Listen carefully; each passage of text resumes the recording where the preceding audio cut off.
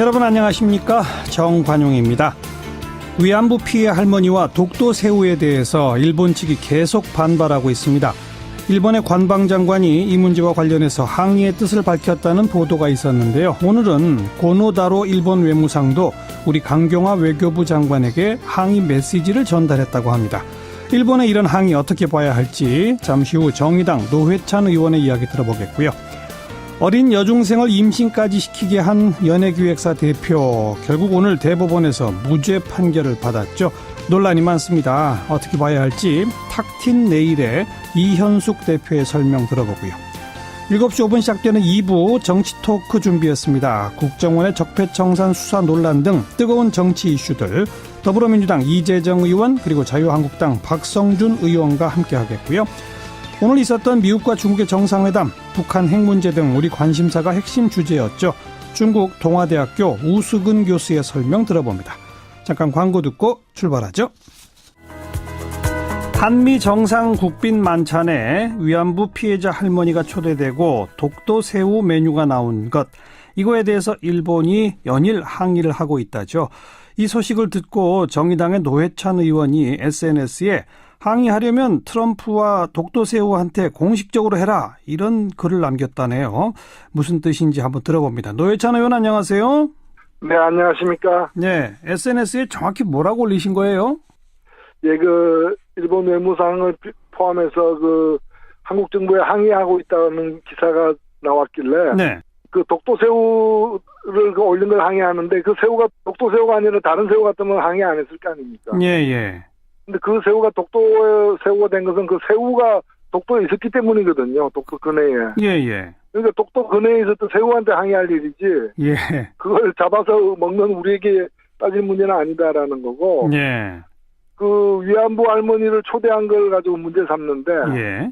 그럼 그 위안부 할머니를 직접 이렇게 따뜻하게 껴안아 주었던. 예. 트럼프 대통령에는 왜 말 못하냐. 예, 예. 예. 따질 걸 따져야지 왜 아무것도 아닌 걸 가지고 시비냐. 네. 그런 뜻으로 하는 얘기입니다. 일본은 왜 아무것도 아닌 것 같고 시비일 걸까요? 제가 볼 때는 자격지심입니다. 자격지심. 네, 이 두 가지가 자기들도 챙기는 자기들의 역사적 과거사의 어떤 잘못이나 또 현재 자기들이 이걸 문제 삼고 있는 데 대한 그걸 이제 백일하에 드러나는 데 대해서 불쾌함이 표현하는 거죠. 예. 고노 외상이 북한 위기로 한미일 연대가 특히 중요한 시기이며 미래지향적 한일 관계를 착실히 구축해 가자는 이야기를 하고 있는 가운데 지극히 유감이다, 이랬답니다. 저는 그 말 자체가 모순인 것이 예. 한미일 연대가 그렇게 고노 수상이 얘기한 것만큼 중요하다면 그 한미일 연대가 중요한데 그 연대의 주요 대상인 한국에 대해서 엄연히 한국이 실질적으로 지배하고 있는 독도에 대해서 자기 땅이라고 이렇게 분란을 일으키고. 예. 그리고 그 위안부 문제는 실제로 있었던 일인데 그에 대해서 왜 진정성 있는 사과를 하지 않아가지고. 네, 양국 관계를 계속 불편하게 만드느냐. 예. 우리가 할 얘기죠, 사실은. 사실은 우리가 일본을 향해서 할 말을 일본 외상이 하고 있다. 네, 그렇습니다. 네. 그런데 우리 정부에서는 한일 정상회담도 아니고 한미 정상회담을 하는데 위안부 할머니를 초대했다. 또 굳이 독도 새우라는 메뉴를 선택했다. 어떤 의도라고 보세요? 저는 그 자리가 트럼프 대통령이 국빈 방문한 자리였기 때문에. 예.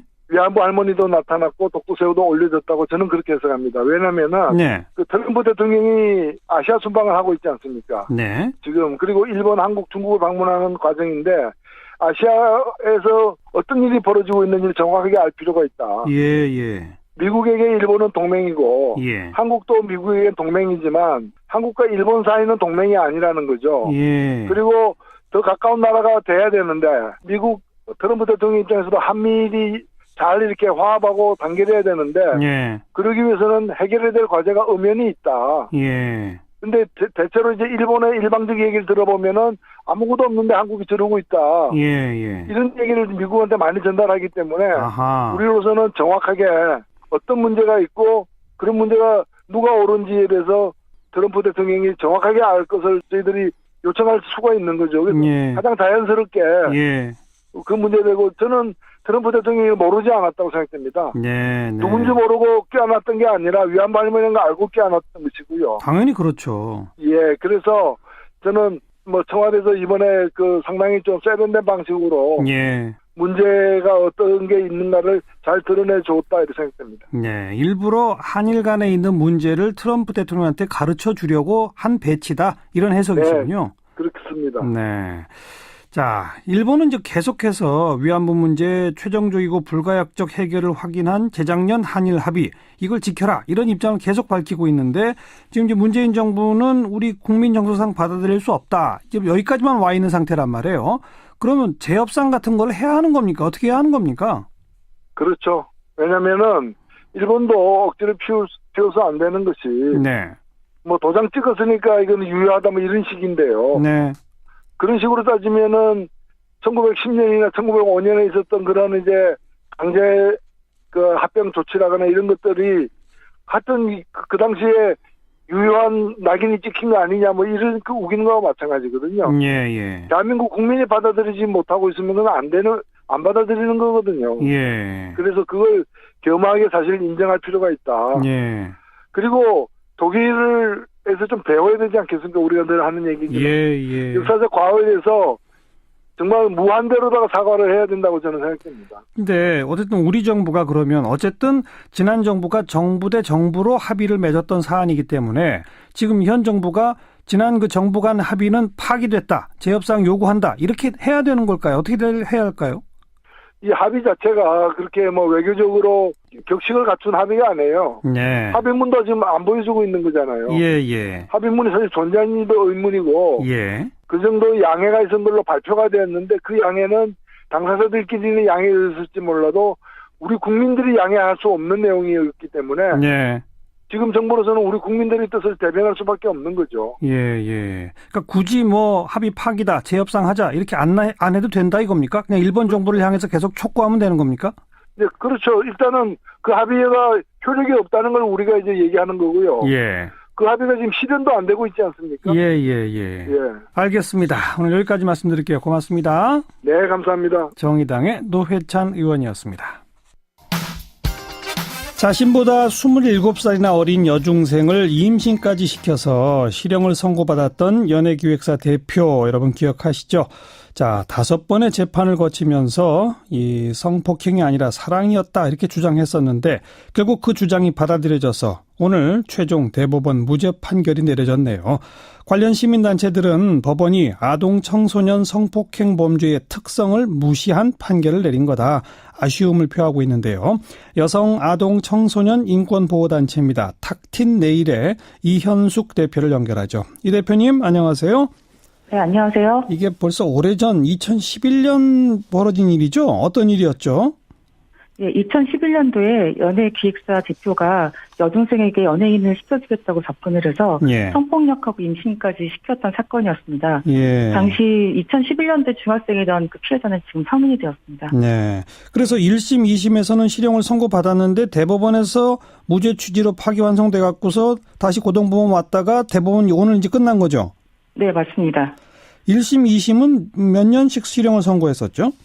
1심에서는 징역 12년을 선고했었고요. 아하. 2심에서는 징역 9년을 선고했습니다. 예. 그러다가 대법원에서 이거는 이 무죄로 봐야 된다라고 하게 된 배경이 뭐였습니까?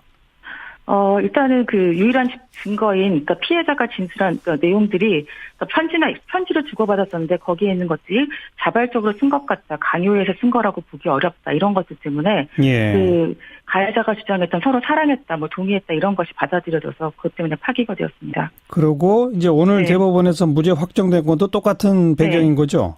네, 그렇죠. 고등법원에서 판결한 것에 대해서 예. 재상고했는데 그거를 환송했습니다. 네.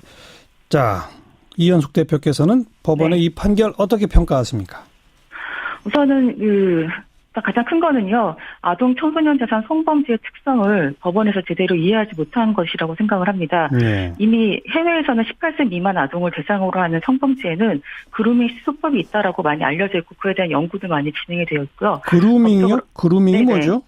그루밍이라고 하는 거는 그 성착취를 수월하게 하고 범죄의 폭로를 막으려는 목적을 갖고 신뢰를 쌓거나 성적인 가해 행동을 자연스럽게 받아들이도록 하기 위해서 대인관계나 사회적인 환경이 취약한 아이들한테 다양한 통제 및 조정 기술을 사용하는 것이 이제 그루밍인데요. 네. 쉽게 얘기하면은 피해자로 길들이기라고 보시면 될 것 같습니다. 그래서 아하. 아동대상 성범죄의 특성들은 외형적으로는 동의한 것 같고 폭행 협박이 없었던 것으로 보여지지만 예. 사실상 이제 맥락을 보면 그렇게 길들여지는 과정들이 있었던 거죠. 피해자로 길들이기.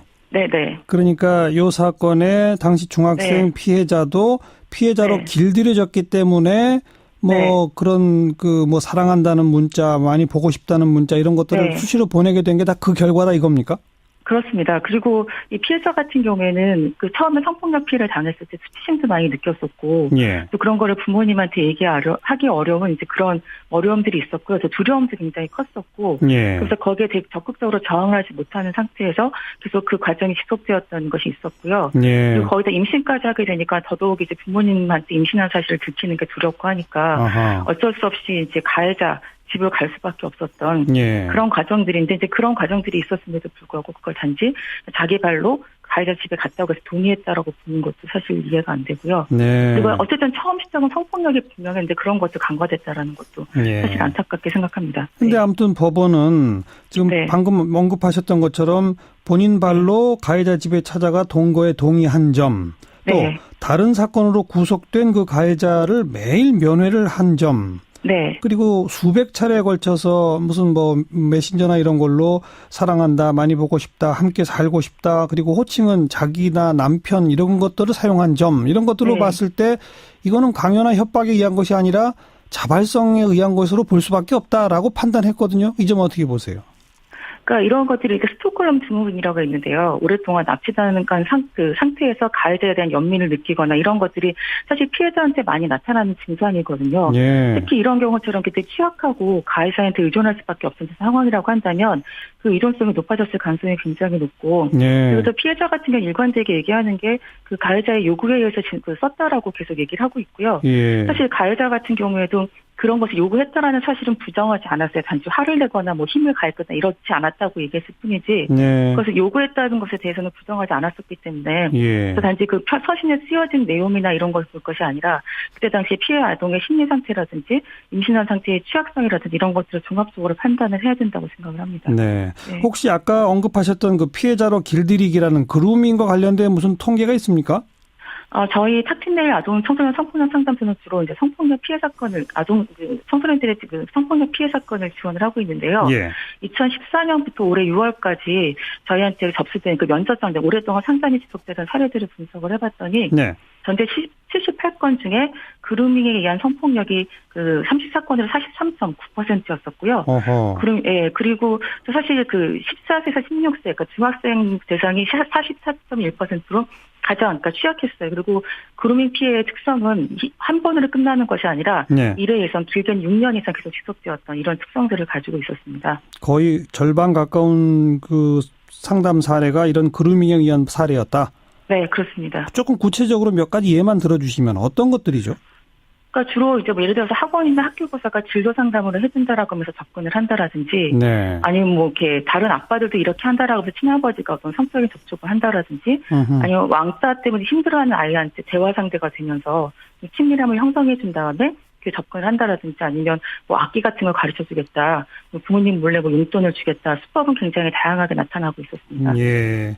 네. 지난번 대법원에서 이제 무죄 취지로 파기환송 판결이 나왔을 때 그때 네.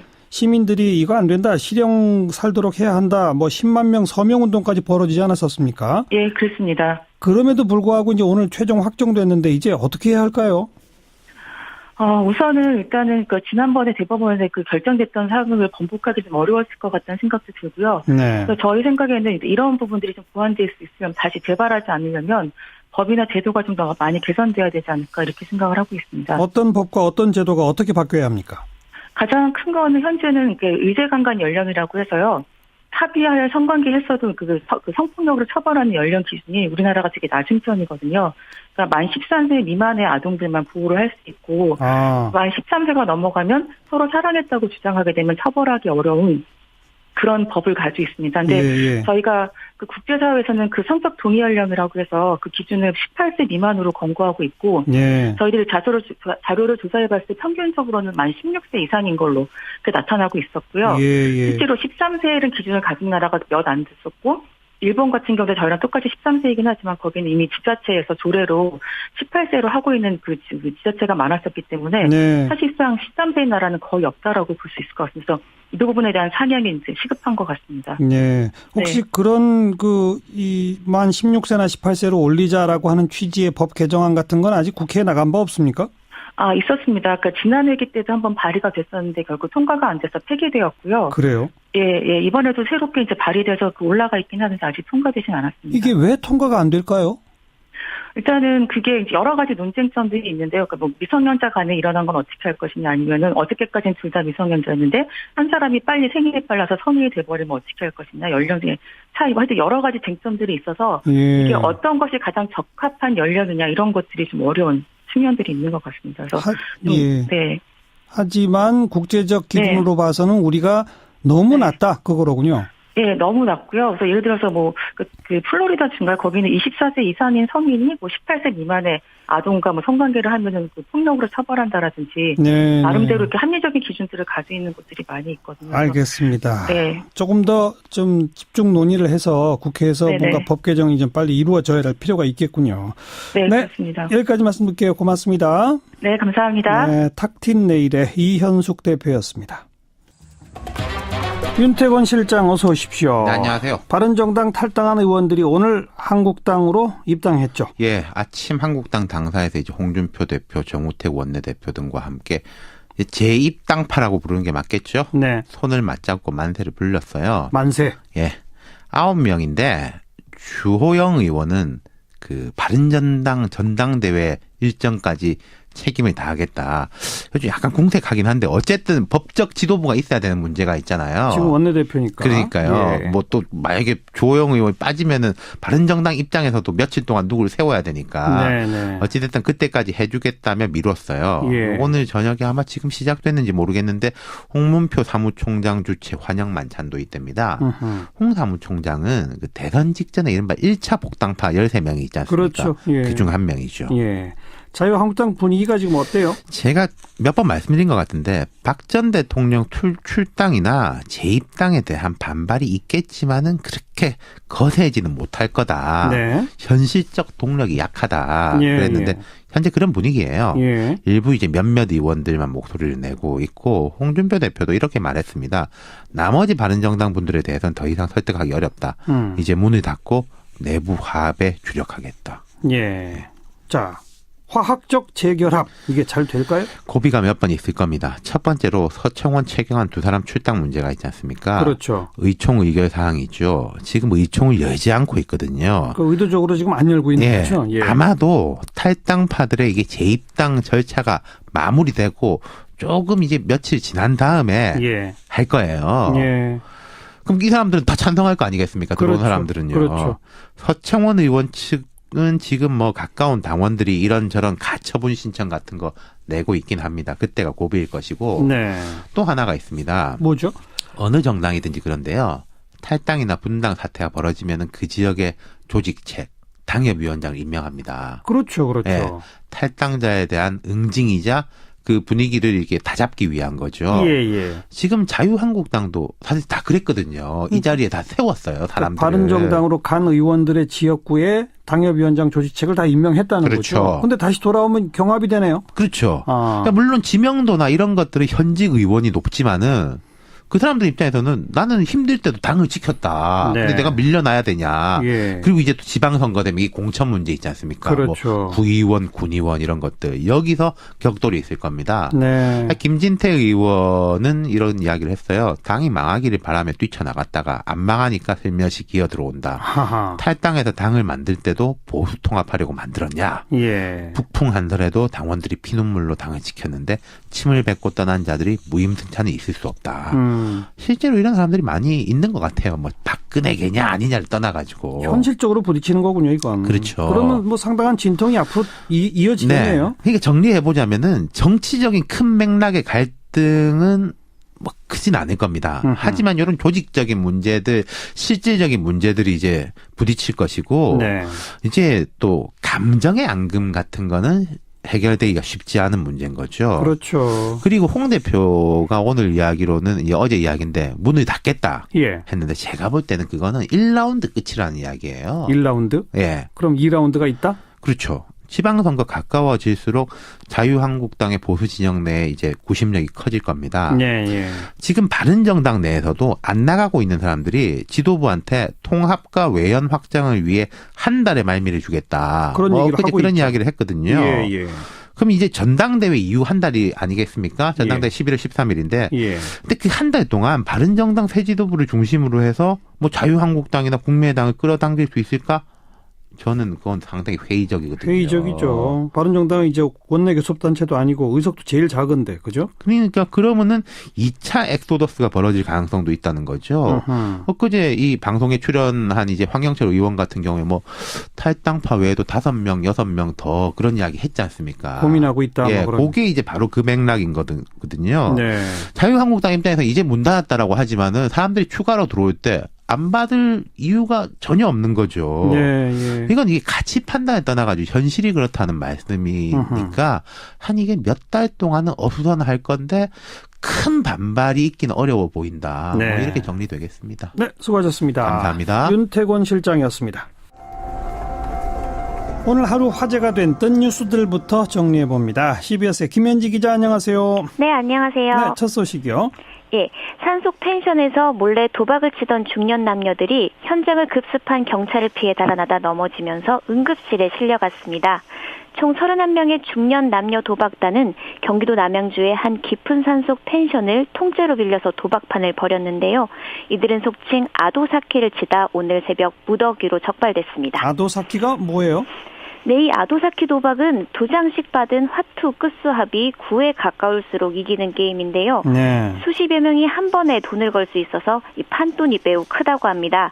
오늘 적발된 이 도박판도 오가는 판돈이 수천만 원에 달했고 실제 경찰이 현장에서 압수한 현금만 약 2천만 원에 달했다고 합니다. 네. 특히 이들 31명 중 5, 60대 주부가 23명이나 있었는데요. 현장에 들이닥친 경찰에 놀란 이들은 캄캄한 산속에서 도망치다 넘어져 곧바로 응급실로 향했습니다. 뭐 큰 부상은 아니어서 지금은 모두 퇴원했고 경찰 조사를 받고 있습니다. 네. 앞으로 새로운 과속 단속 시스템이 도입된다면서요? 네, 창원터널 양방향에 구간 단속 시스템이 도입될 예정입니다.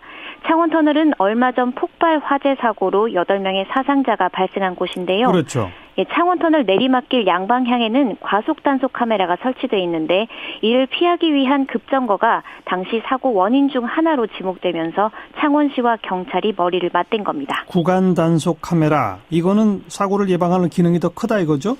네, 이 구간 단속은 카메라 설치 지점에서만 속도를 줄이는 이른바 캥거루 과속을 막기 위한 시스템인데요. 시작 전부터 통과 전까지 차량의 평균 속도를 계산해 과속 여부를 판정합니다. 네. 실제 국내 전국 고속도로 59곳에서 이 구간 단속 시스템이 운영 중인데요. 지난 6년간 영동고속도로에서 발생한 사고만 비교해봐도 구간 단속이 도입된 곳은 교통사고가 절반 가까이 줄었습니다. 네. 자, 다음 소식은요? 네, 빈센트 반 고흐의 그림 올리브 트리에서 128년 전에 말라붙은 것으로 추정되는 메뚜기 사체가 발견됐다는 소식입니다. 아하. 해당 그림을 소장한 넬슨 에킨스 박물관은 현재 프랑스 유화 104점을 정밀 분석 중인데요. 이 과정에서 그림 감정가들이 고흐의 붓자국을 현미경으로 들여다보다 이 메뚜기 사체를 찾아낸 겁니다. 감정가들은 메뚜기가 한 세기 이상 그림에 말라붙어 있었던 상태가 맞다고 확인했고 예. 곤충학자들은 메뚜기가 캔버스에 떨어지면서 물감 속에 묻혀 바로 죽은 것으로 판단된다고 말했습니다. 예. 네, 아마 반 고흐가 바람이 부는 실외에서 작업하던 중 메뚜기가 캔버스에 앉았던 것 같다는 게 전문가들 얘기입니다. 네, 재밌네요. 수고하셨어요. 네, 감사합니다. CBS 김현지 기자였어요. 정치권 이슈들 여야 의원들의 목소리로 직접 들어보는 정치 토크 코너입니다. 오늘은 이 국정원에 대한 적폐청산 수사 그러다가 2명이 스스로 목숨을 끊는 일이 벌어졌죠. 이 문제 한번 이야기해보고 홍종학 장관 후보자에 대한 어떤 찬반 이야기까지 한번 나누겠습니다. 오늘 모실 분 2분입니다. 먼저 더불어민주당은 이재정 의원 안녕하세요. 네, 안녕하십니까. 네, 자유한국당은 박성중 의원 안녕하세요. 네, 안녕하십니까. 2분 전화 상황이지만 인사 좀 나누시고요. 안녕하세요, 의원님. 예, 상임위에서 늘 뵙지만 또 전화로 뵈니까 새삼스럽네요. 반갑습니다. 예, 오늘은 목소리가 더 좋으시네요. 고맙습니다. 자, 인사 말씀만 이렇게 부드럽게 시작하더라고요. 박성중 의원께 먼저 발언 기회 드릴게요. 지금 국정원 적폐청산 수사 관련해서 2사람이 스스로 목숨을 끊었어요. 오늘 정우택 원내대표는 도대체 몇 명을 죽이고 몇십 명이 구속돼야 이 수사가 끝날 것이냐 이런 말까지 했는데 어떻게 네네. 생각하십니까? 우선 저희들 원칙적으로는요. 네. 국정원 개혁에 대해서 찬성합니다. 예. 반드시 해야 된다 생각을 가지고 있고요. 다만 문제가 있거나 위법사항이 드러나면 처벌해야 된다는 것도 저희들이 확고합니다. 예. 다만 방법은 조용히 하라 이런 말씀을 드리고 싶고요. 예. 그런데 국정원 현재 적폐청산은 문제가 있다. 저희들은 그렇게 보고 있습니다. 어떤 문제요? 우선 첫 번째는 정치가 개입을 하고 있다. 그동안 여당이 야당일 때는 국정원이 정치 개입하면 안 된다고 그렇게 주장을 하고 예. 했는데 정치 보복 차원에서 이렇게 정치가 개입을 하고 있다는 게 첫 번째 문제고요. 예. 두 번째 적폐라는 게 뭡니까? 그동안 쌓이고 쌓인 폐단 아니겠습니까? 그렇죠. 그렇다면 박근혜 이명박만 적폐가 있겠느냐? 아하. 노무현 DJ까지 다 적폐가 있지 않겠느냐? 예. 그런 관점에서 공평하게 한다면은 조사위원회를 구성해서 예. 여야가 공동조사한다든지 아니면 한두 명 들어가서 다른 전문가들하고 같이 해가지고 예. 대한민국 국익이라는 경쟁력 차원에서 정말 앞으로 이런 것이 발생하지 않도록 해야 된다는 차원이 저희들이 주장하고 있는 것이고요. 예.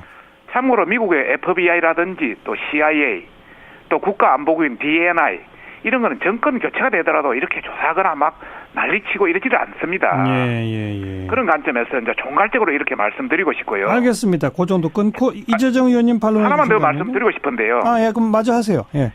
이번 그 변창훈 검사 관련해서 예. 몇 가지를 좀 여러 가지 좀 문제가 있다. 이번 수사 관련해서 우선 그 변창훈 검사나 정 변호사가 돌아가시지 않습니까? 예.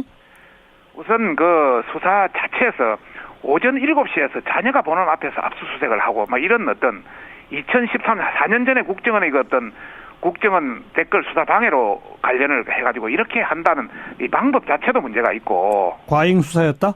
그렇습니다. 예. 두 번째는 이 그 변창훈 검사가 정모 변호사 앞에 돌아가신 그 정모 변호사한테 뭐 죄 없으니까 괜찮다 위로한 이런 내용을 가지고 구속영장 청구 사유로 된 것을 보고 예. 큰 충격을 받았다는 그런 내용도 봤는데요. 예. 이런 어떤 수사의 어떤 기법 이런 게 또 문제가 있다는 말씀을 드리고 싶고 예. 또 한 가지는 지금 윤석열 중앙지검장이 사실 2013년 검찰 수사했을 때 거의 피해자 측입니다. 예.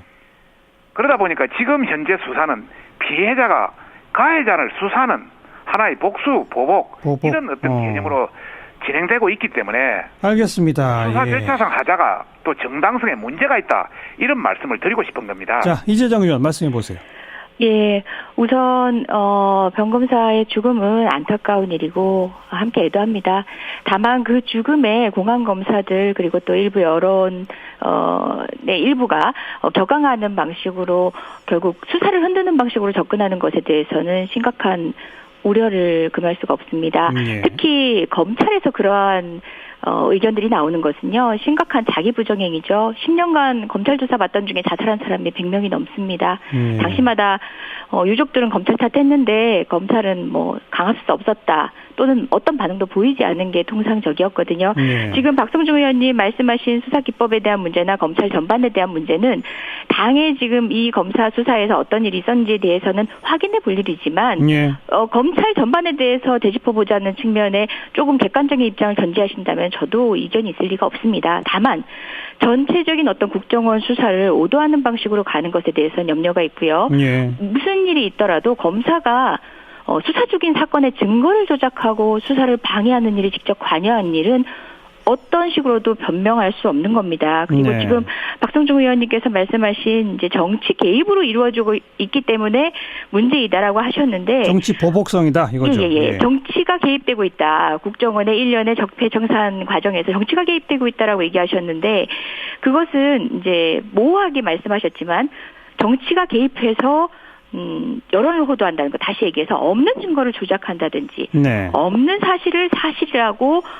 번복시킨다든지 그런 방식이라면 모르되 지금 현재 우리나라에 일어나고 있는 적폐청산의 모든 것들은 국민의 요구에 의한 정치적 행위입니다. 하지만 네. 처벌과 책임을 묻는 것은 법적으로 엄밀히 따지는 일입니다. 그 과정에서 원칙을 후퇴한 적은 단 한 번도 없습니다. 네. 뿐만 아니라 요거는 꼭 좀 짚어드리고 싶은데요. 예.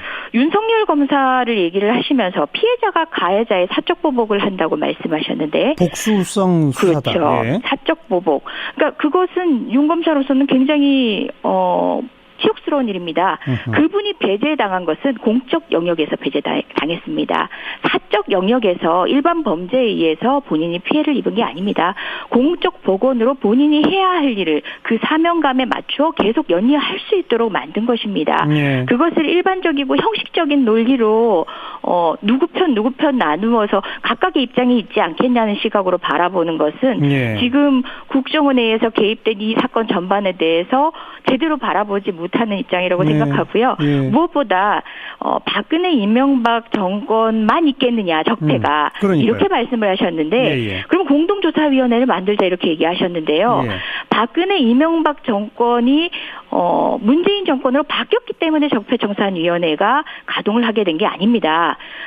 수사권도 마찬가지지 않습니까? 제뿐만 아니라 모든 사람 다 수사해보자 하는 말은 수사권이 발동할 수가 없어요. 예. 범죄 증거가 드러났고 충분히 개연성이 농후하기 때문에 수사권이 발동되는 겁니다. 그와 마찬가지로 MB와 박근혜 정부 당시에 이런 적폐들에 대해서는 이미 드러난 증거가 형사적 단계를 넘어선 정도입니다. 알겠어요. 그렇기 때문에 알겠어요. 시작을 한 것인데 예.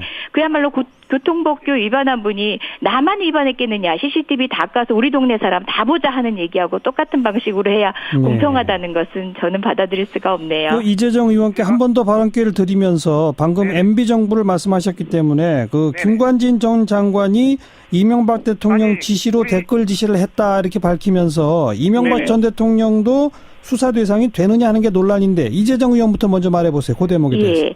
당초에 적폐청산이 저희 당 가동할 때부터 이명박이 수사 대상이 되느냐 아니냐에 대한 질문을 언론이나 아니면 상대 당으로부터 많이 들었습니다. 예. 그런데 수사 대상 여부는 우리가 결정하는 거 아닙니다. 혐의가 드러나면 누가 되었던 수사를 하는 것입니다. 예. 성역이 없다는 얘기는 원칙적인 얘기죠. 예. 그것은 우리가 정치권이 합의해서도 안 될 일입니다. 예. 대통령이 군사이버 사령부 요원 대폭 증언할 때 우리 사람 뽑아라라고 얘기한 정도라면은 결국 직접 지시로 확인될 수 있고 이거는 수사 대상이 되는 것이 당연한 것이고 예. 그것을 면제시켜 줄 수 있는 것은 대한민국엔 누구도 없습니다. 박성중 의원 어떻게 보세요? 이 예, 대목. 문재인 대통령도 해서는 안 되는 일입니다. 만약 우리 면제시켜 준다면요. 네. 우리 이재정 의원님 저도 이야기 좀 합시다. 예. 예. 우리 이재정 의원이 앞에 국정원 적폐청산 관련해서 말씀하신 것 중에 네. 한두 가지만 말씀드리고 이 관계를 말씀드리고 싶습니다. 검사들이 이렇게 목숨을 끊는다는 게 간단한 문제가 아닙니다.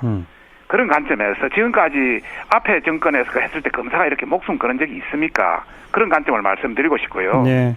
두 번째는 적폐는 우리가 앞으로 대한민국의 경쟁력, 대한민국의 어떤 굉장히 어떤 국익의 차원에서 같이 한번 논해서 해보자는 그런 차원이지 정말 혼자서 조사해가지고 혼자서 발표하고 혼자 여론 몰이를 하고 이거는 안 된다 이런 차원에서 말씀을 드리고 싶고 예. 세 번째 국민의 요구를 하는데 국민의 어느 요구 여론조사 조금 최근에 나오는 것 가지고 그렇게 말씀하는 것은 곤란하다 말씀을 우선 드리면서 네. 김관진 관련해서 그 MB 대통령의 그렇죠. 검찰 수사 대응에 대해서 말씀드리고 싶습니다. 우선 안민석 의원이 최근 오늘인가 MB가 무상급식을 먹을 날이 멀지 않았다 이렇게 이야기를 하고 있습니다. 아하, 예. 안민석 의원이 문 대통령의 상황도 아니고 자기가 모든 것을 결정하는 이런 방식은 이거는 대단히 건방지고 어떤 여당의 어떤 상당히 폭거다 이런 말씀을 드리고 싶고요. 예. 원칙적으로 지휘고하를 막론하고 문제가 있다면 그 위법과 증거가 물증이 있다면 그건 처벌을 해야 됩니다. 네. 그러나 수사 중간 단계에서 하나하나 이렇게 공개하면서 여론 재판을 하는 것은 바람직하지 않다 이런 말씀을 드리고 싶고요. 예. 이명박 대통령이 강조한 사항이 사이버사 군무원을 채용하면서 네. 우리 사람을 철저하게 가려 뽑아야 한다 이런 말씀이 있은 걸로 알고는 있습니다. 예. 저는 듣지는 못했지만은 예. 그 관련해서 본다면은 그러면 우리 사람 사이버사에 종북 좌파를 뽑아야 되겠습니까? 누구를 뽑아야 되겠습니까? 하하, 예. 친정부 성향이 국가간이 투철한 인물을 뽑아야 되지 않겠습니까? 예. 그런 관점에서 본다면은 일부 신문이나 이런 데서 또 여당에서 주장하기 호남을 배제했다 이런 이야기를 하는데요. 네. 김관진 장관도 전주 사람이 호남 사람입니다. 호남 사람한테 호남을 배제하라 할 수 있겠습니까? 예. 그 당시 김장수 장관도 강주 사람이었고요. 알겠어요. 박성중 의원 그러니까 지금까지 보도된 정도 가지고서는 이명박 전 대통령은 아직 수사 대상이 될 만한 그런 증거나 아니다. 이런 게 나오지 않았다. 하나 더 말씀드리고 싶은 것은요. 예.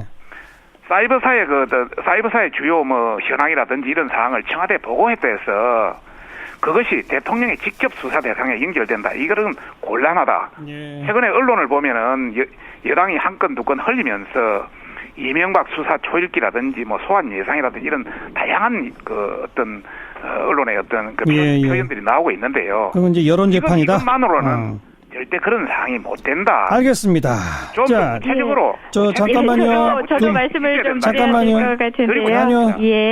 두 분 잠깐만요. 시간이 좀 제한도 있기 때문에 하나 더 다뤄야 돼서 지금 제가 짧게만 아니요. 그 양쪽에 끊어주셔도 상관없는데요. 양쪽 입장은 다 들었으니까 예. 홍종학 장관 후보자 문제로 바로 넘어가서 이번에는 박성중 의원이 먼저 발언해 보세요. 네. 홍종학 후보자는 내로남을 내가 하면 로맨스고 남이 하면 불륜이다. 이 대표적인 후보자라고 생각합니다. 네. 그래서 당연히 사퇴해야 된다 이런 생각을 드리고 싶고요. 네. 우선 첫 번째는 19대 비례대표 국회의원을 하면서 남의 부의 대물림은 그렇게 비판을 하면서 본인과 자녀의 대물림은 엄청나게 이렇게 격세정이라든지 편법정이라든지 쪼갱이 정이라든지 이런 거 엄청 했다는 말씀을 드리고 싶고 두 번째는 국제중 특목고 중고 폐지 이런 걸 엄청 주장하면서 다른 국제중학교 보내는 이런 문제 또 중소기업 상공의 눈물을 닦아야 한다고 주장하면서 자기는 임차인 갑질 계약서를 하고 있고 또 여러 가지 경제학과 교수나 시민단체 역할은 했지만은 전문성이라든지 어떤 벤처의 현장 경험이라든지 중소기업 이런 철학도 거의 없는 이런 사람이 해서는 안 된다. 결과적으로 하나 더 말씀드리면 4년 동안 현역위원을 하면서 40명의 보좌진을 교체했다는 것은 인격적으로도 문제가 있는 사람이다. 마지막으로 재수 사무소에서 서울대 가라. 명문대 나오지 않는 사람은 소양이 없다. 이런 말을 하는 사람이 과연 장관감이 되겠냐 이런 말씀을 드리고 싶습니다. 네, 6가지나 지적해 주셨는데 이재정 의원 말씀해 보세요. 예, 제일 간단한 얘기부터 먼저 말씀드릴게요. 그 책 제목만 봐도 느껴지시지 않으세요? 반어적 표현입니다. 그래서 언론에서도 더 이상 그 문제를 문제 삼지 않습니다. 사교육 열풍 명문대 선호를 반어적으로 비판을 한 거고요. 바로 연이은 2001년에도 나라 망치는 교육, 양긴과 재벌과 서울대, 독점 서울대 나라 망친다 등의 그런 저서들이 많습니다. 그것들 가지고 오도하시는 거 옳지 않고요. 그리고 지금 저는 무엇보다도 지금 자유한국당과 의원님께 여쭙고 싶습니다. 부의 대물림에 대해서 비판했는데 본인은 왜 이러냐라고 하는데 일단 그것에 대한 반박은 제가 시간만 충분한다면 충분히 하겠습니다. 그런데 부의 대물림을 방지하는 것에 동의하십니까? 상속세, 증여세, 증세 동의하십니까? 법인세, 증세 동의하십니까? 자, 국제중 폐지를 특목고 폐지를 이야기해놓고 본인은 그랬다라고 하시는데 그러면은 특목고 폐지 동의하십니까? 여러 가지 입장들에 있어서 자유한국당만큼은 이 문제를 가지고 윤리적 문제로 끌고 가는 이런 논리를 구성하는 것이 조금 우스워 보이기까지 하는 그런 국면입니다. 자, 원칙대로 먼저 말씀드리겠습니다. 인사검증 5대 기준 얘기 매번 저희가 장관 후보자나 기타 국회에 검증받아야 될 후보자를 지명할 때마다 말씀하셨는데요. 그거 왜 말씀 안 하세요? 홍종학 후보자는 인사검증 5대 기준인 병역 면탈, 부동산 투기, 위장 전입, 세금 탈루, 노무 표절 일제 없습니다. 그리고 조금 전에 임차인에 대한 갑질 얘기하셨는데요. 언론에 얘기되는 그분 같은 경우도요. 무려 한 25년 가까이 임차인으로 계셨던 분입니다. 사실상 임대 수익을 크게 올리지도 않은 채로 다시 말해 차임을 올리지도 않은 채로 오래간 계약을 나눈 가족 같은 지인들입니다. 네. 그리고 당초에 건물이 너무 노후되었기 때문에 95년 준공한 건물이 사실상 결국은 이제 철거할 위기가 있었기 때문에 그런 측면에 충분히 양해를 구하고 이사 비용까지도 지금 아주 간단히 하시죠. 건전한 임대인이었습니다. 알겠습니다. 굳이 이런 알겠습니다. 지역적인 문제를 끌고 가시니까 말씀을 드리는 건데요. 그거는 가정에서 잠깐만요. 과정에서 충분히 말씀을 드릴 테고요. 네. 저는 무엇보다도 기본적으로 홍종학 후보자는 문재인 정부가 이야기하는 혁신성장과 창조생태계 조성에 정치적 경험도 있고 이론도 있고 실무도 겸비한 인사입니다. 알겠습니다. 적합한 능력을 갖추고 있는지 국민 앞에서 이제 평가해 주십시오. 이재정 의원님, 박성중 의원님 두 분 수고하셨습니다. 오늘 여기까지만 말씀드릴게요. 예, 네. 부분에서 천천히 검증하겠습니다. 고맙습니다. 고맙습니다. 네. 아이고, 하실 말씀들이 너무 많으신데 시간은 제약도 있고 그러나 뭐 제가 생각할 때는 이 두 분께 거의 공평한 시간을 할애했다고 저는 믿고요. 청취자분들이 판단 내리실 것 같습니다. 더불어민주당 이재정 의원, 자유한국당 박성중 의원이었습니다. 사운드 오브 뉴스입니다. 김민아 기자 어서 오세요. 안녕하세요. 오늘 들어볼 소리는요. 앞에서 다뤘는데 이제 바른정당 탈당파의 자유한국당 복귀가 있었는데요. 예. 이 현장 소리를 들어보시죠. 우리 같이 또 동지로서 같이 만나게 된 것을 기쁘게 생각합니다. 환영합니다.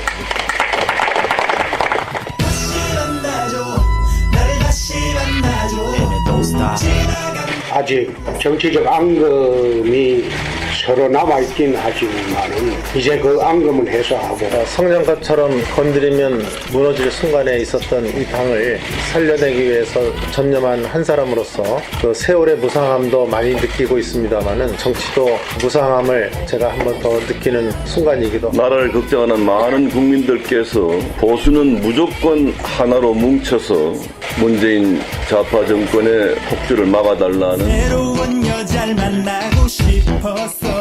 그래서 너에게 네, 정우택, 홍준표, 김무성 이런 목소리가 들리네요. 그렇습니다. 네. 뭔가 이제 그 으르렁대다가 오랜만에 같이 한 자리 아니겠습니까?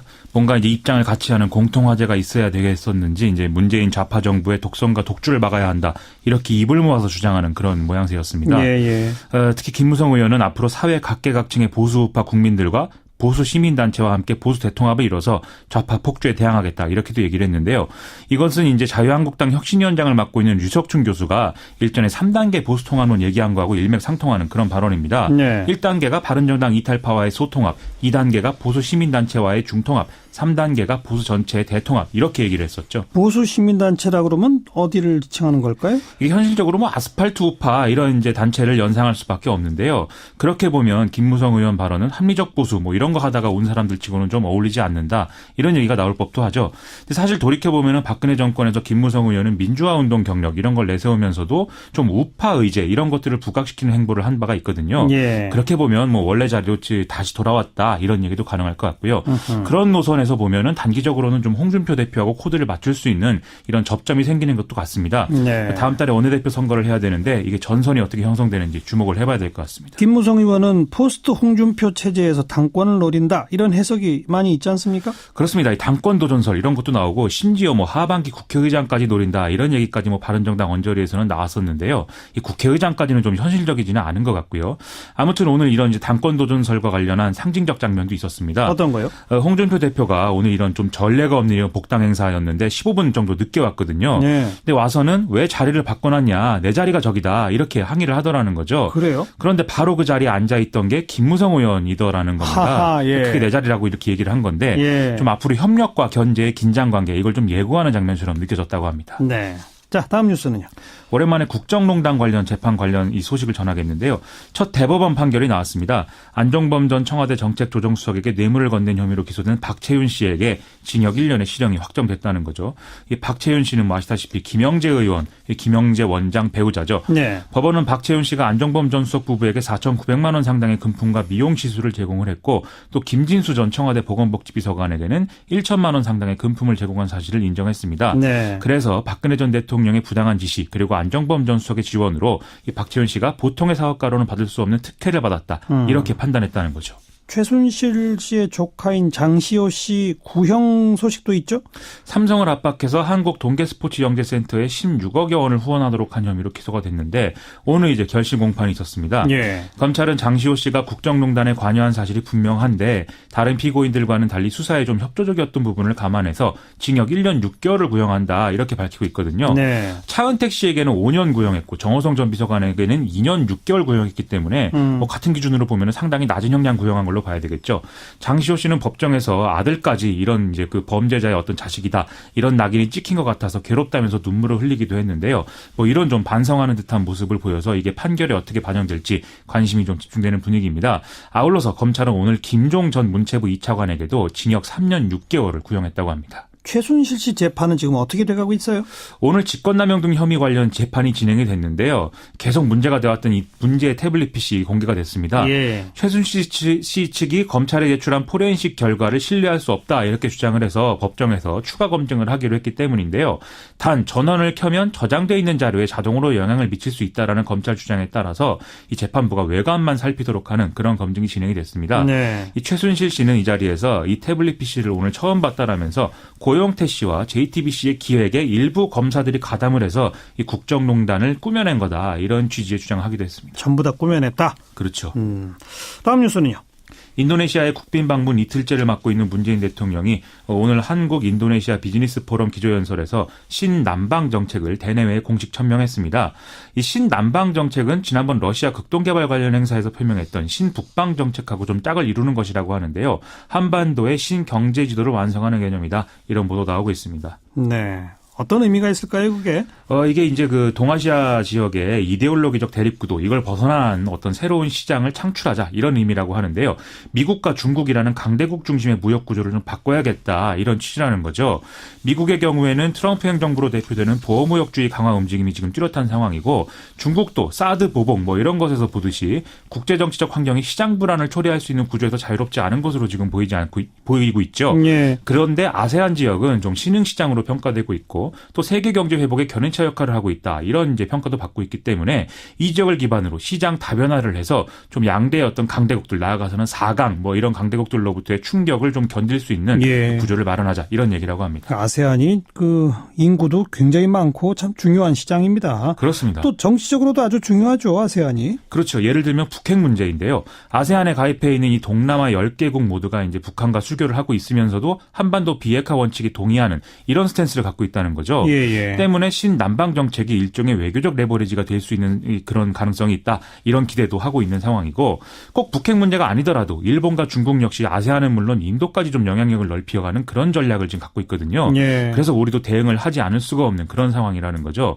뭐 그래서인지 오늘 청와대 관계자가 이와 관련한 민감한 얘기를 해서 또 논란이 되고 있습니다. 어떤 민감한 얘기요? 일본 아베 신조 내각이 추진하는 대외 전략 이게 이제 미국, 일본의 호주, 인도까지 포함해서 외교적, 경제적 협력을 강화하는 이른바 이제 인도 태평양 전략이죠. 예. 이번에 트럼프 미국 대통령이 이 구상에 힘을 실어줘서 이 표현이 지금 한미 공동 언론 발표문에도 들어가 있는 상황이거든요. 예. 그런데 오늘 김현철 청와대 경제보좌관이 인도 태평양 라인에 뭐 우리가 편입될 필요가 없다 이렇게 공개적으로 발언을 하는 상황이 있었습니다.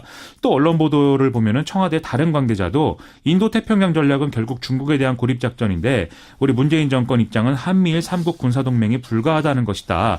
그래서 인도 태평양 전략이라는 건 트럼프 대통령이 표명한 것이지 우리는 동의한 적이 없다. 이렇게 얘기를 하고 있거든요. 예. 이런 대목들은 앞으로 좀 국제적인 논란이 이어질 수 있는 부분인 것 같은데요. 어쨌든 뭐 강대국들 사이에서 우리만의 전략 추진하는 게 참 쉬운 일이 아니다. 이런 점을 보여준 사례인 것 같습니다. 어렵죠. 자, 다음 뉴스요. 오늘 한국은행이 국회에 2017년 11월 달 통화신용정책 보고서를 제출했는데요. 앞으로 대략적인 통화신용정책 방향을 예고한 그런 이제 평가를 받고 있습니다. 그동안 저성장, 저물가에 대응해서 통화정책 완화를 확대해 왔는데 이를 조정할 수 있는 여건이 조성되고 있다. 이렇게 판단하고 있는데요. 예. 이런 판단의 근거는 국내 경제 성장세가 수출과 설비 투자 중심으로 개선 흐름을 보이고 있고 3분기 GDP 성장률이 1.4%를 기록해서 올해 연간 GDP 성장률 3%를 달성할 수 있을 것으로 전망이 된다 이런 얘기죠. 다만 성장을 물가가 따라가지 못하는 현상 이건 좀 문제인데요. 이에 대해서 한국은행은 2015년에서 2016년까지의 성장세 둔화와 시장의 구조적 요인이 작용했기 때문인 것으로 보고 앞으로 좀 성장세가 반영이 되면 개선이 이루어질 것이다 이렇게 판단하고 있다고 밝히고 있습니다. 결국은 금리 인상 신호를 강하게 준 거죠? 그렇습니다. 그래서 이번 달 말 열리는 금통위에서 기준금리 0.25%포인트 인상 결정이 있을 것이다. 이런 전망이 대세인데요. 지난달 금통위에서도 한국은행 몫의 금통위원이 금리 인상 소수 의견 낸 사실이 이미 알려졌었죠. 또 최근 공개된 금통위 당시 의사록을 보면은 금통위원 6명 가운데 3명이 금리 인상 견해를 밝힌 것으로도 드러나 있거든요. 여기에 12월 앱이 연준의 금리 인상도 확실시되고 있어서 결국 금리 인상은 좀 현실이 될 것 같습니다. 네. 다음 뉴스요. 그동안 논란이 되어왔던 아이코스, 글로, 리일 등의 관련형 전자담배에 대한 개별 소비세가 일반 담배의 89% 수준으로 인상이 되게 됐습니다.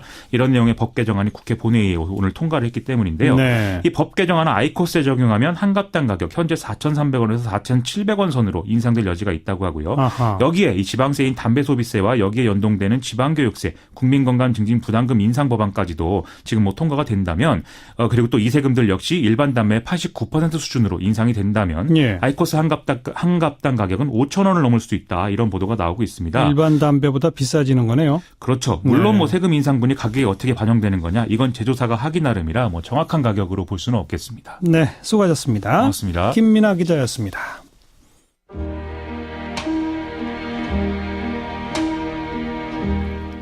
Smoke Gets in Your Eyes, 플래터즈의 노래입니다. 담배 얘기 나온 김에 골라봤습니다. 일본과 한국을 거쳐서 중국으로 넘어간 트럼프 미국 대통령, 오늘 중국의 시진핑 국가주석과 정상회담을 가졌습니다. 그 결과를 좀 평가해 보도록 하죠. 중국 동아대학교 우수근 교수 안녕하세요. 네, 안녕하십니까. 니하오, 안녕하십니까. 네, 정상회담 결과 발표 다 났잖아요. 좀 총평을 해 주시면요. 네, 당초 우리가 야상했던 대로 되었으면 좋았을 뻔했습니다만 북핵 문제에 대해서는 별로 논의하지 않은 채 양국이 가장 현안으로 생각되는 양국의 경제 문제에서 집중을 한 특히 트럼프에 비해서 시진핑 주석의 여유가 한껏 드러난 그런 따라서 팍스 아메리카가 팍스 시니카로 빨리 재편성되는 그런 서국을 보여준 것이 아닌가라는 생각이 듭니다. 예. 북핵 문제는 많이 논의되지 않았습니다만은 한반도 비핵화에 중국 역할이 중요하다. 이런 공동 인식 정도는 같이 표명을 했죠. 그렇습니다. 당초 제가 중국 현지 당국자들과의 사이 속에서 파악한 바에 의하면은 G1, G2의 정상회담이기 때문에 어떤 지역적이고 부차적인 특정 사안에 의해서 갈등이 더 많이 생기거나 대립이 되면 좋을 것이 하나도 없다. 서로 협력하는 모습으로 가자라는 것이 이미 합의가 되었고 그렇기 때문에 이 사람들은 경제 문제 우선적으로 치중을 하고 그다음에 안보 문제를 논의하기로 했습니다. 그중에서 북핵 문제 논의는 했습니다만 우리에게는 가장 중요한 사안이지만 미국이나 중국의 입장에서 볼 때는 글로벌한 문제, 많은 문제 중에 하나에 불과한 지역적인 문제였기 때문에 트럼프 대통령이 특히 한국과 일본에서 그런 얘기를 많이 했고 왔기 때문에 어느 정도 언급하는 모습은 보여줬지 처음부터 미중 양국의 평행선을 평행선을 달리고 있었기 때문에 해결책 같은 거라든가 전기가 마련되기는 처음부터 기대가 쉽지 않았던 것입니다. 경제 문제에 집중했는데 시진핑 주석의 여유가 돋보였다라고 우수근 교수는 평가를 했어요. 그 이유가 뭡니까? 대국을 보면요. 우리가 어떤 움직임을 잘 볼 수 있게 되는데요. 이번 정상회담은요. 기울어진 운동장, 중국 쪽으로 유리하게 기울어진 운동장에서 시작된 거나 마찬가지입니다. 왜 그렇죠? 예를 들면은 지금 중국 측은 트럼프 대통령이 당선된 다음에 팍스 아메리카나가 팍스 시니카로 빨리 재촉될 수 있는 기회다라고 판단을 하고 그에 대해서 이제 대비를 하고 있었는데 자, 지금 지는 중국적인 관점에서 바라볼 때 지는 나라인 미국은 지는 나라이면서도 불구하고 트럼프 대통령 개인도 러시아 스캔들 등과 같은 발등에 불이 떨어지고 있지 않습니까? 반면에 뜨는 나라 중국, 뜨는 나라임에도 불구하고 시진핑 주석은 절대적인 권력이라고 할 만한 강력한 권력을 쥐게 됐거든요. 그러니까 중국은 여유롭고 그다음에 트럼프 대통령은 미국 국내에 대해서 어필하기 위해서라도 밖에 나가서 실적을 따야 되는데 그 실적은 경제이니까 예. 시진핑 주석은 미리 많은 것을 준비한 상태에서 여유롭게 트럼프 대통령이 미국으로 돌아가더라도 아하. 체면을 세워줄 수 있는, 그렇기 때문에 트럼프 대통령보다는 시진핑 주석에게 압도적으로 유리한 상태에서 예. 전개되는 그런 정상회담이었죠. 예. 그리고 예고됐던 것처럼 트럼프 대통령이 미중 간의 무역 불균형을 강하게 어필하거나 이러지도 않았다면서요? 그만큼 말씀드린 것처럼 처음부터 미중 양국 간에는 합의가 있었던 걸로 저는 파악을 하고 있습니다. 예. 어떤 합의냐? 예. 우리가 G1, G2로서 더군다나 시진핑 주석이 2기 집권한 상태에서 처음 맞이하는 국빈이니까 우리 대립되는 것, 갈등되는 모습은 보이지 말고 주로 협력으로 가자. 네. 우리가 미국 트럼프 대통령 당신이 힘든 것, 당신이 필요한 것 잘 아니까 우리가 대국적으로 그렇게 할 테니까 G1, G2로서 협력하는 모습을 보여주자. 예. 라는 측면에서 미리 중국은 여유로운 상태에서 트럼프 대통령을 맞이할 준비를 했고 예. 이번에 트럼프 대통령이 오자마자 우리 돈으로 290조가 넘는 그 무역 경제 협정 같은 것을 체결했지 않습니까? 2,500억 달러 사업 투자 체결 합의했죠. 예. 예. 그러니까 트럼프 대통령 입장에서는 아하. 그 정도면 충분하니까 괜히 또 뭐 중국을 갖다가 딴지 걸고 중국을 불쾌하게 만들므로써 예. 분란을 일으킬 필요가 전혀 없는 것이죠. 예. 알겠습니다. 중국이 이번에 트럼프 대통령을 극진히 환대했다 그러는데 역대 다른 정상들이 중국 방문했을 때에 비해서 정말 유별나게 이례적으로 그 환대한 겁니까? 그렇습니다. 예를 들면은 이것이야말로 저는 시진핑 주석만이 할 수 있는, 시진핑 주석이 가히 황제의 권력의 범가다라는 것을 보여주는 것 중에 상징적인 하나라고 할 수 있는데요. 뭐가요? 예. 예, 이 자금성이 생긴 지 약 700여 년 만에 한 사람, 특정 한 사람을 위해서 중국의 국가 원수가 아닌 외국의 국가 원수 한 사람만을 위해서 자금성을 통째로 펴갖고 하루를 못 쓰게 한다라든가, 네. 더 나아가 천안문 광장도 그런 식으로 했지 않습니까? 네. 이렇게 할 수 있었던 것은 시진핑이라는 유일한 한 사람, 전임 등소평이라든가 장점이나 후진타워도 감히 이런 생각도 못했는데 시진핑 주석은 그런 생각을 했고 그렇게 실현을 했고 그렇게 극진히 환대하니까 트럼프 대통령 입장에서는 경제적으로도 많이 주고 위상도 많이 세워주고 하니까 예. 시진핑 주석을 껄끄럽게 할 만한 그런 얘기를 할 수가 없는, 감히 이야기를 못하게 다 준비를 했던 것이 중국 측에서는. 예. 어찌 보면 또 트럼프식 전략이라고도 볼 수 있을 것 같아요. 그러니까 미국 현지에서는 중국을 향해서 한국을 향해서 무역 불균형, FTA 강한 얘기들을 왕창 쏟아놓고 미리 뭘 준비시켜 놓고 정작 그 해당 국가에 와서는 그냥 원만한 타협을 보고 그런 게 일종의 트럼프식 전략이라고 보이진 않으세요?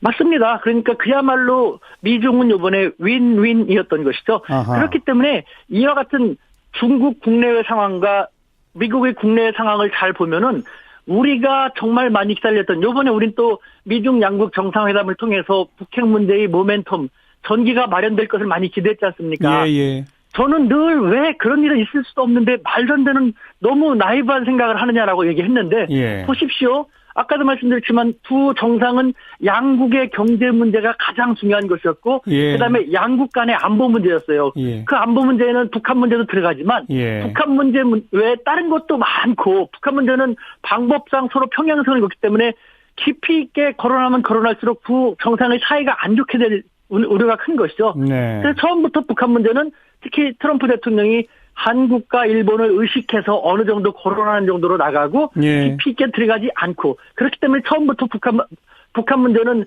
해결의 전기는커녕 우리의 기대에는 훨씬 못 미치는 것이 예상되어 있었는데 우리는 오매불망 아직도 그 미련을 갖고 있으니 너무 답답한 것이죠. 네. 오늘 전화로 모신 김에 사드로 꽉 닫혔던 중국의 태도 변화가 보여지고 있는데 이제 한중 관계는 완전 정상화 될까요? 짧게만 한 말씀. 네, 정상화 가능성이 크다고 생각합니다. 이번에 에이픽에서 한중 정상이 만나는 것은 입춘의 서곡입니다. 입춘 다음에 꽃샘추위가 많이 올지 아니면 바로 따뜻해질지는 우리가 하기 나름입니다. 확실한 것은 사드 정국을 이렇게 푸는 것은 시진핑 주석이 그렇게 해야 될 필요성을 더 많이 느끼기 때문에 하는 것이기 때문에 우리는 좀 낮은 자세로 나갈 것이 아니라 당당하게 미국과 중국의 국내적인 상황을 파악한 상태에서 우리가 리드해 나갈 수 있는 그 위상이 있다는 것을 잘 깨닫고 그런 외교를 전개했으면 좋겠습니다. 당당하게 임하자, 이런 말씀까지 오늘 고맙습니다. 네, 감사합니다. 네, 미중 정상회담에 대한 평가 그리고 앞으로 한중 관계 얘기까지 들어봤습니다. 중국 동아대학교 우수근 교수였어요. 시사잡기 오늘 순서 마치겠습니다. 곧 이어서 11월 한 달 동안 보내드리는 특집 400초 음향 다큐 우리들 방송됩니다. 계속 애청해 주시기 바라고요. 내일 저녁 다시 뵙죠. 안녕히 계십시오.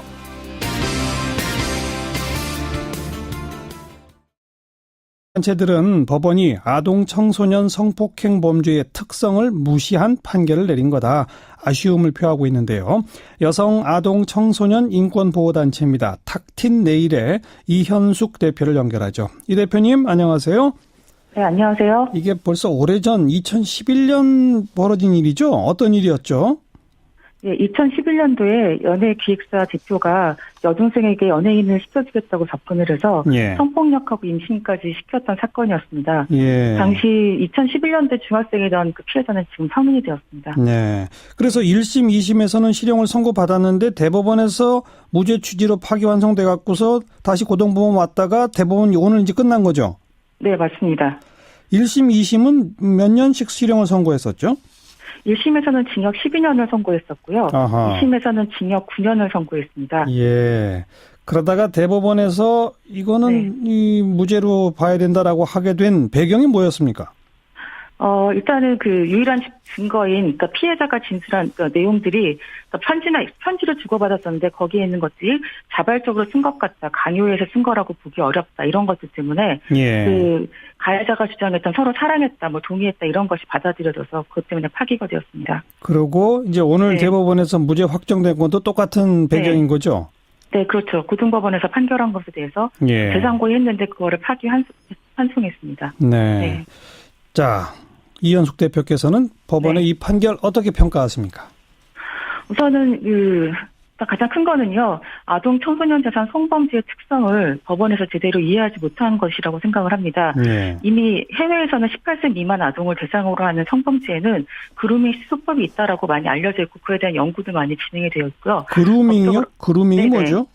그루밍이라고 하는 거는 그 성착취를 수월하게 하고 범죄의 폭로를 막으려는 목적을 갖고 신뢰를 쌓거나 성적인 가해 행동을 자연스럽게 받아들이도록 하기 위해서 대인관계나 사회적인 환경이 취약한 아이들한테 다양한 통제 및 조정 기술을 사용하는 것이 이제 그루밍인데요. 쉽게 얘기하면은 피해자로 길들이기라고 보시면 될 것 같습니다. 그래서 아동재산 성범죄의 특성들은 외형적으로는 동의한 것 같고 폭행 협박이 없었던 것으로 보여지지만 사실상 이제 맥락을 보면 그렇게 길들여지는 과정들이 있었던 거죠. 피해자로 길들이기. 네네. 그러니까 이 사건의 당시 중학생 피해자도 피해자로 길들여졌기 때문에 그런 사랑한다는 문자, 많이 보고 싶다는 문자 이런 것들을 수시로 보내게 된 게 다 그 결과다 이겁니까? 그렇습니다. 그리고 이 피해자 같은 경우에는 처음에 성폭력 피해를 당했을 때 수치심도 많이 느꼈었고, 또 그런 거를 부모님한테 하기 어려운 이제 그런 어려움들이 있었고요. 또 두려움도 굉장히 컸었고, 그래서 거기에 되게 적극적으로 저항하지 못하는 상태에서 계속 그 과정이 지속되었던 것이 있었고요. 그리고 거기다 임신까지 하게 되니까 더더욱 이제 부모님한테 임신한 사실을 들키는 게 두렵고 하니까 어쩔 수 없이 이제 가해자 집을 갈 수밖에 없었던 그런 과정들인데 이제 그런 과정들이 있었음에도 불구하고 그걸 단지 자기 발로 가해자 집에 갔다고 해서 동의했다라고 보는 것도 사실 이해가 안 되고요. 그리고 어쨌든 처음 시작은 성폭력이 분명했는데 그런 것도 간과됐다라는 것도 사실 안타깝게 생각합니다. 근데 아무튼 법원은 지금 방금 언급하셨던 것처럼 본인 발로 가해자 집에 찾아가 동거에 동의한 점, 또 다른 사건으로 구속된 그 가해자를 매일 면회를 한 점, 그리고 수백 차례에 걸쳐서 무슨 메신저나 이런 걸로 사랑한다, 많이 보고 싶다, 함께 살고 싶다, 그리고 호칭은 자기나 남편 이런 것들을 사용한 점, 이런 것들로 봤을 때 이거는 강요나 협박에 의한 것이 아니라 자발성에 의한 것으로 볼 수밖에 없다.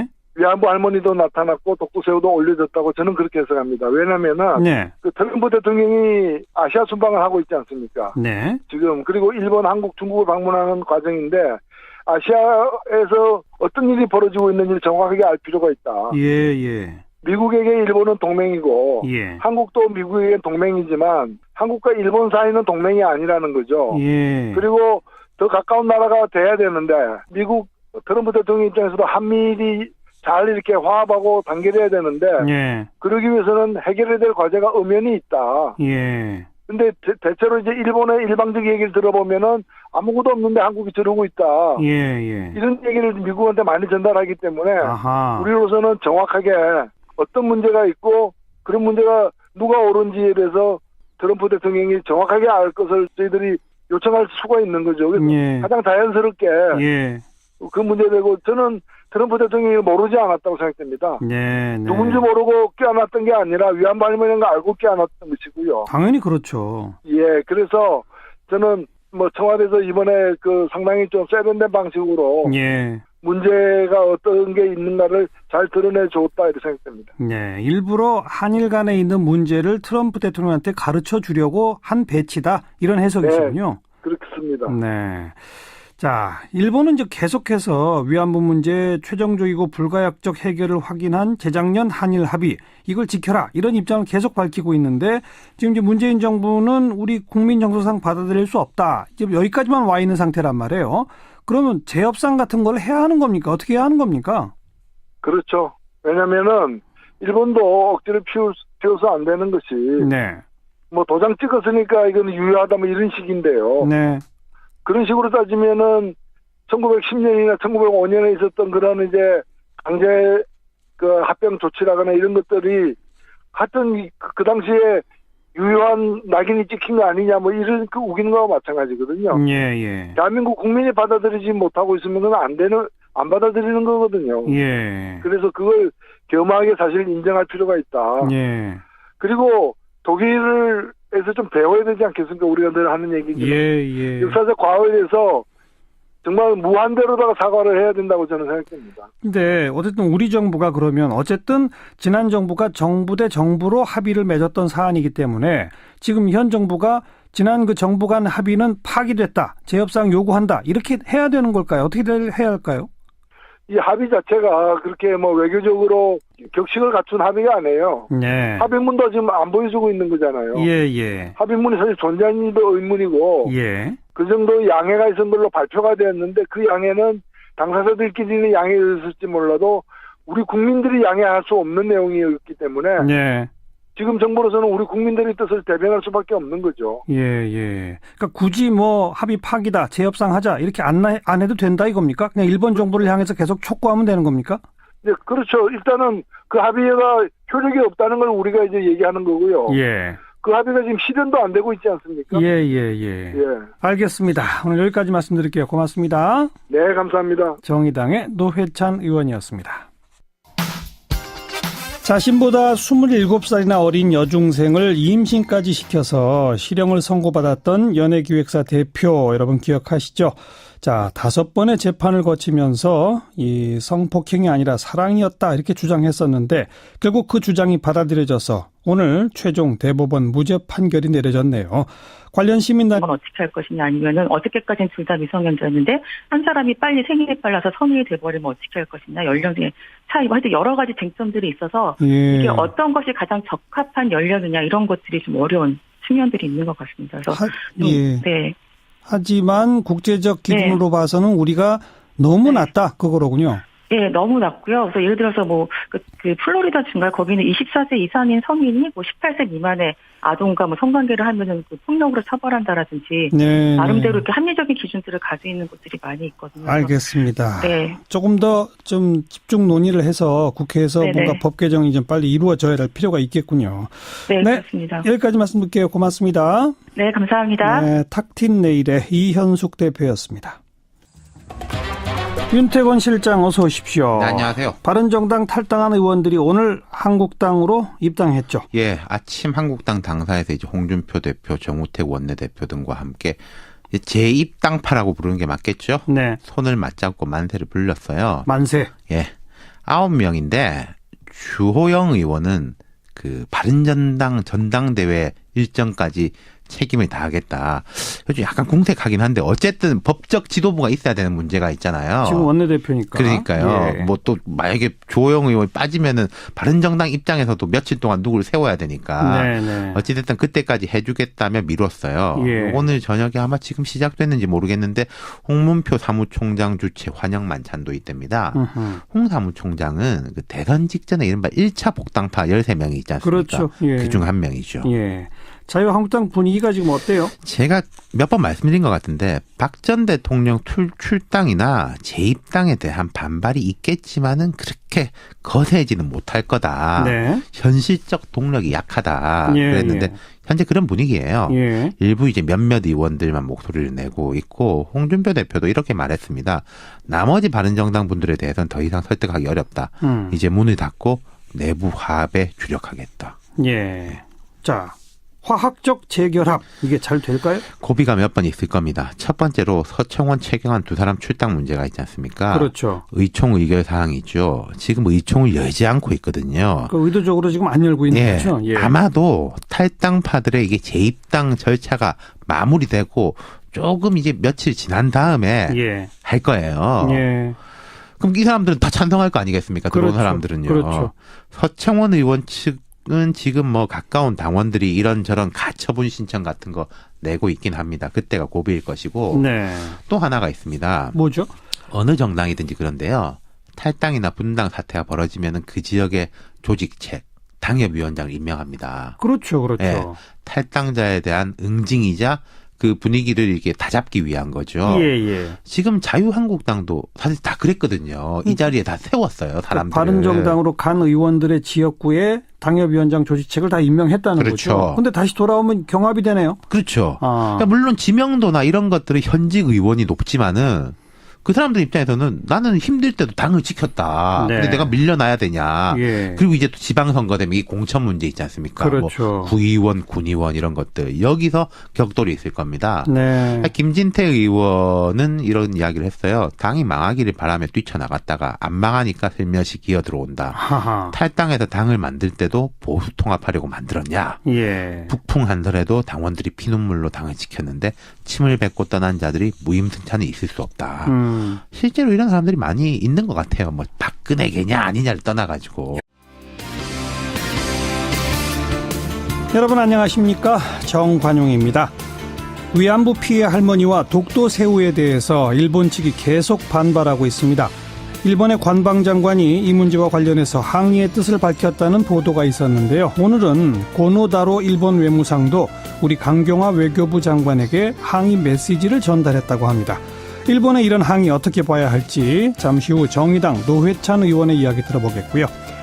어린 여중생을 임신까지 시키게 한 연예기획사 대표, 결국 오늘 대법원에서 무죄 판결을 받았죠. 논란이 많습니다. 어떻게 봐야 할지 탁틴 내일의 이현숙 대표의 설명 들어보고요.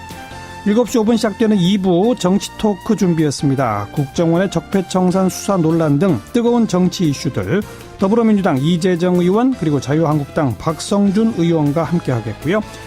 오늘 있었던 미국과 중국의 정상회담, 북한 핵 문제 등 우리 관심사가 핵심 주제였죠. 중국 동아대학교 우수근 교수의 설명 들어봅니다. 잠깐 광고 듣고 출발하죠. 한미 정상 국빈 만찬에 위안부 피해자 할머니가 초대되고 독도 새우 메뉴가 나온 것, 이거에 대해서 일본이 연일 항의를 하고 있다죠. 이 소식을 듣고 정의당의 노회찬 의원이 SNS에 항의하려면 트럼프와 독도 새우한테 공식적으로 해라, 이런 글을 남겼다네요. 무슨 뜻인지 한번 들어봅니다. 노회찬 의원 안녕하세요. 네, 안녕하십니까. 네, SNS에 정확히 뭐라고 올리신 거예요? 예, 일본 외무상을 포함해서 한국 정부에 항의하고 있다는 기사가 나왔길래. 네. 독도 새우를 올린 걸 항의하는데 그 새우가 독도 새우가 아니라 다른 새우 같으면 항의 안 했을 거 아닙니까? 예. 근데 그 새우가 독도 새우가 된 것은 그 새우가 독도에 있었기 때문이거든요. 독도 근해에. 예. 그러니까 독도 근해에 있었던 새우한테 항의할 일이지. 예. 그걸 잡아서 먹는 우리에게 따질 문제는 아니다라는 거고. 예. 위안부 할머니를 초대한 걸 가지고 문제 삼는데. 예. 그럼 그 위안부 할머니를 직접 이렇게 따뜻하게 껴안아 주었던. 예. 트럼프 대통령에는 왜 말 못하냐. 예. 따질 걸 따져야지 왜 아무것도 아닌 걸 가지고 시비냐. 네. 그런 뜻으로 한 얘기입니다. 일본은 왜 아무것도 아닌 것 같고 시비일 걸까요? 제가 볼 때는 자격지심입니다. 자격지심. 네, 이 두 가지가 자기들도 캥기는 자기들의 역사적 과거사의 어떤 잘못이나 또 현재 자기들이 이걸 문제 삼고 있는 데 대한 그걸 이제 백일하에 드러나는 데 대해서 불쾌함이 표현하는 거죠. 네. 고노 외상이 북한 위기로 한미일 연대가 특히 중요한 시기이며 미래지향적 한일 관계를 착실히 구축해 가자는 이야기를 하고 있는 가운데 지극히 유감이다 이랬답니다. 저는 그 말 자체가 모순인 것이 한미일 연대가 그렇게 그 고노 수상이 얘기한 것만큼 중요하다면 그 한미일 연대가 중요한데 그 연대의 주요 대상인 한국에 대해서 엄연히 한국이 실질적으로 실효적으로 지배하고 있는 독도에 대해서 자기 땅이라고 이렇게 분란을 일으키고 그리고 그 위안부 문제는 실제로 있었던 일인데 그 일에서 왜 진정성 있는 사과를 하지 않아가지고 양국 관계를 계속 불편하게 만드느냐. 우리가 할 얘기죠, 사실은. 사실은 우리가 일본을 향해서 할 말을 일본 외상이 하고 있다. 네, 그렇습니다. 네. 그런데 우리 정부에서는 뭐 한일 정상회담도 아니고 한미 정상회담을 하는데 위안부 할머니를 초대했다. 또 굳이 독도 새우라는 메뉴를 선택했다. 어떤 의도라고 보세요? 저는 그 자리가 트럼프 대통령이 국빈 방문한 자리였기 때문에 라고 판단했거든요. 이 점 어떻게 보세요? 그러니까 이런 것들이 스톡홀름 증후군이라고 있는데요. 오랫동안 납치당한 그 상태에서 가해자에 대한 연민을 느끼거나 이런 것들이 사실 피해자한테 많이 나타나는 증상이거든요. 특히 이런 경우처럼 그때 취약하고 가해자한테 의존할 수밖에 없는 상황이라고 한다면 그 의존성이 높아졌을 가능성이 굉장히 높고 그래서 피해자 같은 경우 일관되게 얘기하는 게 그 가해자의 요구에 의해서 썼다라고 계속 얘기를 하고 있고요. 사실 가해자 같은 경우에도 그런 것을 요구했다라는 사실은 부정하지 않았어요. 단지 화를 내거나 뭐 힘을 가했거나 이렇지 않았다고 얘기했을 뿐이지 그것을 요구했다는 것에 대해서는 부정하지 않았었기 때문에 그래서 단지 그 서신에 쓰여진 내용이나 이런 것을 볼 것이 아니라 그때 당시 피해 아동의 심리 상태라든지 임신한 상태의 취약성이라든지 이런 것들을 종합적으로 판단을 해야 된다고 생각을 합니다. 혹시 아까 언급하셨던 그 피해자로 길들이기라는 그루밍과 관련된 무슨 통계가 있습니까? 저희 탁틴네일 아동 청소년 성폭력 상담소는 주로 이제 성폭력 피해 사건을 청소년들의 지금 성폭력 피해 사건을 지원을 하고 있는데요. 2014년부터 올해 6월까지 저희한테 접수된 그 면접장 오랫동안 상담이 지속되던 사례들을 분석을 해봤더니 전체 78건 중에 그루밍에 의한 성폭력이 그 34건으로 43.9%였었고요. 그리고 사실 그 14세에서 16세, 그러니까 중학생 대상이 44.1%로 가장 그러니까 취약했어요. 그리고 그루밍 피해의 특성은 한 번으로 끝나는 것이 아니라 1회에선 길게는 6년 이상 계속 지속되었던 이런 특성들을 가지고 있었습니다. 거의 절반 가까운 그 상담 사례가 이런 그루밍에 의한 사례였다. 네, 그렇습니다. 조금 구체적으로 몇 가지 예만 들어주시면 어떤 것들이죠? 그러니까 주로 이제 뭐 예를 들어서 학원이나 학교교사가 진로 상담을 해준다라고 하면서 접근을 한다라든지, 아니면 뭐 이렇게 다른 아빠들도 이렇게 한다라고 해서 친아버지가 어떤 성적인 접촉을 한다라든지, 아니면 왕따 때문에 힘들어하는 아이한테 대화 상대가 되면서 친밀함을 형성해준 다음에 접근을 한다라든지 아니면 뭐 악기 같은 걸 가르쳐 주겠다, 부모님 몰래 뭐 용돈을 주겠다, 수법은 굉장히 다양하게 나타나고 있었습니다. 지난번 대법원에서 이제 무죄 취지로 파기환송 판결이 나왔을 때 그때 시민들이 이거 안 된다, 실형 살도록 해야 한다, 뭐 10만 명 서명 운동까지 벌어지지 않았었습니까? 예, 그렇습니다. 그럼에도 불구하고 이제 오늘 최종 확정됐는데 이제 어떻게 해야 할까요? 우선은 일단은 그 지난번에 대법원에서 그 결정됐던 사항을 번복하기 좀 어려웠을 것 같다는 생각도 들고요. 그래서 저희 생각에는 이런 부분들이 좀 보완될 수 있으면 다시 재발하지 않으려면 법이나 제도가 좀 더 많이 개선돼야 되지 않을까 이렇게 생각을 하고 있습니다. 어떤 법과 어떤 제도가 어떻게 바뀌어야 합니까? 가장 큰 거는 현재는 의제강간 연령이라고 해서요. 합의할 성관계 했어도 그 성폭력으로 처벌하는 연령 기준이 우리나라가 되게 낮은 편이거든요. 그러니까 만 13세 미만의 아동들만 보호를 할 수 있고 만 13세가 넘어가면 서로 사랑했다고 주장하게 되면 처벌하기 어려운 그런 법을 가지고 있습니다. 근데 저희가 그 국제사회에서는 그 성적 동의 연령이라고 해서 그 기준을 18세 미만으로 권고하고 있고 저희들이 자료를 조사해봤을 때 평균적으로는 만 16세 이상인 걸로 나타나고 있었고요. 실제로 13세를 기준을 가진 나라가 몇 안 됐었고 일본 같은 경우도 저희랑 똑같이 13세이긴 하지만 거기는 이미 지자체에서 조례로 18세로 하고 있는 그 지자체가 많았었기 때문에 사실상 13세의 나라는 거의 없다라고 볼 수 있을 것 같습니다. 그래서 이 부분에 대한 상향이 이제 시급한 것 같습니다. 혹시 그런 이 만 16세나 18세로 올리자라고 하는 취지의 법 개정안 같은 건 아직 국회에 나간 바 없습니까? 있었습니다. 그러니까 지난 회기 때도 한번 발의가 됐었는데 결국 통과가 안 돼서 폐기되었고요. 그래요? 이번에도 새롭게 이제 발의돼서 올라가 있긴 하는데 아직 통과되진 않았습니다. 이게 왜 통과가 안 될까요? 일단은 그게 여러 가지 논쟁점들이 있는데요. 그러니까 뭐 미성년자 간에 일어난